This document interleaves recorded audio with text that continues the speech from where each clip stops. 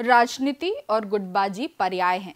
राजनीति होगी तो गुट भी होंगे, लेकिन अनुशासन का डंडा और उम्मीदों का इंद्रधनुष इस गुटबाजी को सतह पर उभरने से रोकते रहे हैं। लेकिन लगता है छत्तीसगढ़ में कांग्रेस पार्टी में नेताओं के सब्र का बांध टूट गया है।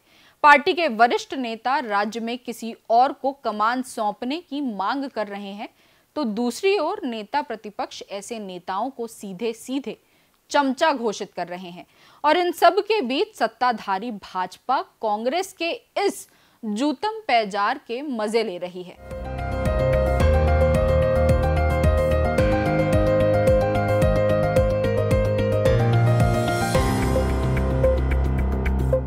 खबरों की खबर में आपका स्वागत है। राजनीति में गुटबाजी अनिवार्य बुराई है। राजनीति का मतलब ही है सत्ता, और सत्ता होगी तो महत्वाकांक्षाएं भी होंगी, और महत्वाकांक्षाएं होंगी तो भला गुटबाजी कैसे नहीं होगी। तो छत्तीसगढ़ में कांग्रेस पार्टी अभी इसी गुटबाजी से जूझ रही है। 2018 से पहले की कांग्रेस पार्टी कई धड़ों में थी।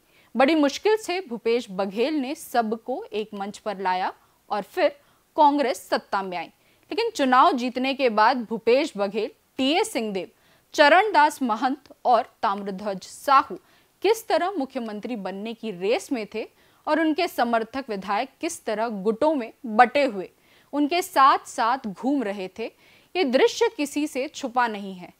सरकार बनी और 2.5 साल के फॉर्मूले की कहानी के साथ टीएस सिंहदेव और भूपेश बघेल के दो गुट बने रहे।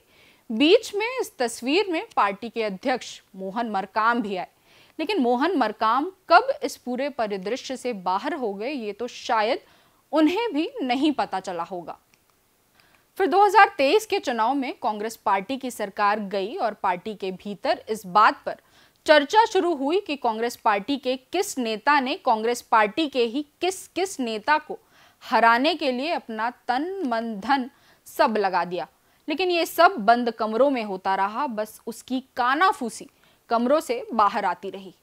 लेकिन पिछले सप्ताह भर से छत्तीसगढ़ में कांग्रेस पार्टी के भीतर जिस तरीके से जुबानी जंग चल रही है, उसने पार्टी के भीतर के झगड़े को सार्वजनिक कर दिया है। असल में पूर्व मुख्यमंत्री व कांग्रेस महासचिव भूपेश बघेल के जन्मदिन पर पूर्व मंत्री और भूपेश बघेल के करीबी रविंद्र चौबे ने बधाई देते हुए कहा कि जनता की इच्छा है कि कांग्रेस का नेतृत्व भूपेश बघेल ही करे। हमारे छत्तीसगढ़ में जनता की इच्छा है आज भी भूपेश बघेल नेतृत्व करे कांग्रेस के, आने वाला समय में भी भूपेश बघेल नेतृत्व करे कांग्रेस के। अगला लड़ाई भारतीय जनता पार्टी से, ये सरकार से, विष्णुदेव के कुशासन से, मोदी के गारंटी से अगर लड़ना है तो समझ लेना पहला ताकत और हिम्मत कामा है केवल और केवल तो साथी हो हम सब लोग भूपेश जी के हाथ मजबूत करना है। एक साथ ये लड़ाई में कंधा से कंधा मिला के, जैसे 13 से 18 के बीच पूरा प्रदेश के कांग्रेसी भूपेश जी के साथ मिलजुल करके भारतीय जनता पार्टी के 15 साल के कुशासन उखाड़ के फेंके रहे। आने वाला समय में छत्तीसगढ़ में फिर से आदरणीय भूपेश जी के नेतृत्व में यही लड़ाई लड़े जाए और राहुल जी के हाथ मजबूत करे बर अगला सरकार, किसान के सरकार अगर कोई बना सकत है तो केवल और केवल। लेकिन रविंद्र चौबे की आत्मीयता से उपजा ये विचार पार्टी के भीतर तूफान खड़ा कर गया। छत्तीसगढ़ में कांग्रेस पार्टी के अध्यक्ष दीपक बैज ने तत्काल तंज भरा जवाब दिया कि रविंद्र चौबे महाज्ञानी हैं। क्या है रविंद्र चौबे जी? कांग्रेस के वरिष्ठ नेता है और महाज्ञानी नेता। अगर उनका बयान है तो उनका निजी बयान। इसके बाद पार्टी के भीतर अनुशासनहीनता को लेकर बहस शुरू हुई और कहा गया कि इस तरह की बयानबाजी से संगठन कमजोर होता है। आदिवासी नेतृत्व को किनारे करके भूपेश बघेल को पार्टी की कमान सौंपने की रविंद्र चौबे की मांग उल्टी पड़ गई। प्रदेश कांग्रेस कार्यालय राजीव भवन में जिलाध्यक्षों की बैठक में पूर्व मंत्री रविंद्र चौबे के बयान को लेकर जमकर हंगामा हुआ। पदाधिकारियों ने कहा कि ये बयान अनुशासनहीनता की श्रेणी में आता है, ऐसा बयान कोई और ना दे, इसलिए रविंद्र चौबे के खिलाफ कार्रवाई होनी चाहिए। इसके बाद नेता प्रतिपक्ष डॉक्टर चरणदास महंत और पीसीसी चीफ दीपक बैज की मौजूदगी में सर्वसम्मति से चौबे के खिलाफ अनुशासनहीनता की कार्रवाई करने का प्रस्ताव पारित किया गया। फिर आया विधानसभा में नेता प्रतिपक्ष चरणदास महंत का बयान। उन्होंने कहा कि इस तरह के बयान हमारी गलती नहीं बल्कि हमारे चमचों की गलती है, जो किसी को मुख्यमंत्री तो किसी को प्रदेश अध्यक्ष बनाते हैं। सभी नेता अपने अपने चमचों को संभाल कर रखें। उन्होंने जरूर बोला है कि ये जो बाकी बातें बाहर जा रही हैं, जो एक दूसरे को हम लोग मुख्यमंत्री बना रहे हैं, कांग्रेस अध्यक्ष बना रहे हैं, वो हमारी गलती नहीं है, हमारे चमचों की गलती है। तो सभी नेतागण, सभी जिलाध्यक्षगण अपनी अपनी चमचों को संभाल के रखें, ये हमने विशेष निर्देश दिया है। हालांकि मामला गर्माता देख रविंद्र चौबे ने यू टर्न लिया और दीपक बैज से मिलने पहुंचे। बंद कमरे में दोनों नेताओं की चर्चा हुई और फिर रविंद्र चौबे ने कहा कि उनके कहे को मीडिया ने गलत दिशा दे दी। बैठक के बाद चौबे ने कहा कि दीपक बैज कांग्रेस के अध्यक्ष हैं और हमारा समर्थन उनके साथ है। बैज के नेतृत्व में मजबूती से कांग्रेस लड़ाई लड़ रही है।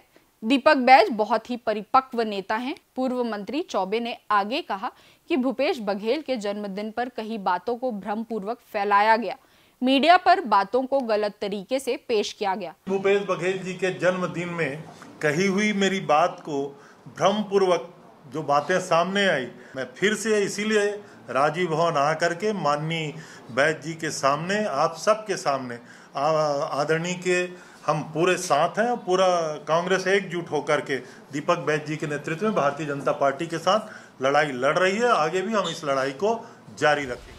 बैज के भी तेवर थोड़े ठंडे पड़े। बैज ने कहा कि एक घर की बात है।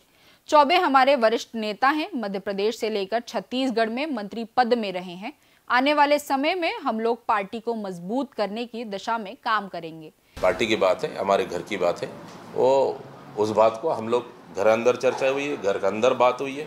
चौबे जी हमारे वरिष्ठ नेता हैं और निश्चित रूप से आने वाला समय में हम लोग पार्टी को मजबूती के लिए सब लोग मिलकर काम करेंगे। इस पूरी कवायद के बीच भाजपा कहां पीछे रहने वाली थी।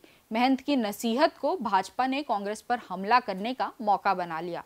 भाजपा नेताओं ने कहा कि कांग्रेस के भीतर एकता नहीं है और पार्टी नेताओं के बजाय चमचों से चल रही है। कांग्रेस में चमचा संस्कृति आज से नहीं है।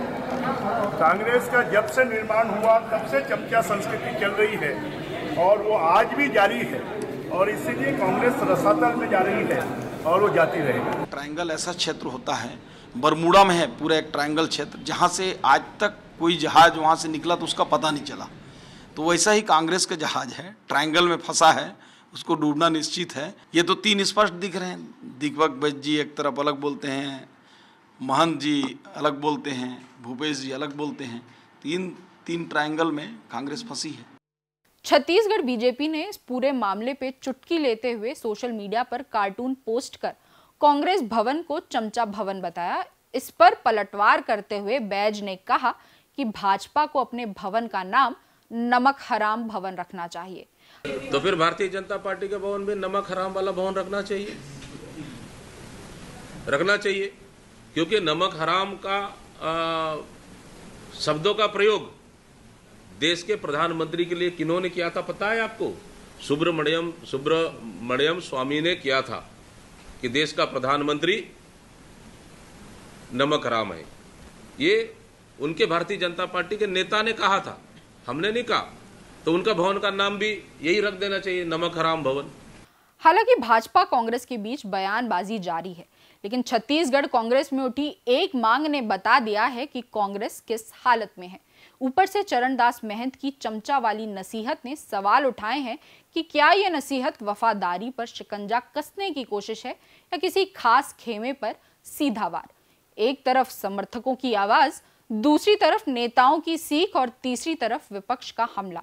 ऐसे में आगे क्या होगा ये तो वक्त ही बताएगा, लेकिन कमान की इस खींचतान ने कांग्रेस के भीतर और बाहर एक बहस तो शुरू कर ही दी है।